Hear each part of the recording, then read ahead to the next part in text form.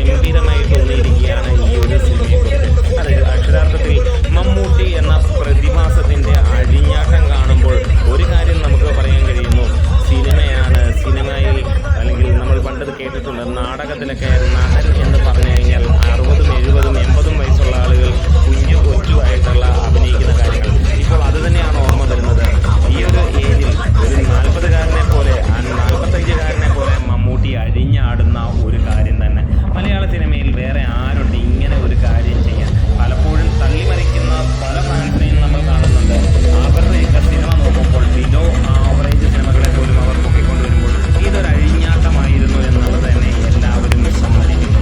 Cinema world വൈഡായിട്ട് 70 രാജ്യങ്ങളിലാണ് എത്തിയിരിക്കുന്നത്. അവിടെ അതിഗംഭീരമാണ്. ചാലക്കുടിയിൽ സിനിമ 2 തിയേറ്ററുകളിൽ അതിഗംഭീരമായിട്ടുള്ള പെർഫോമൻസോടെ നടക്കുന്നു.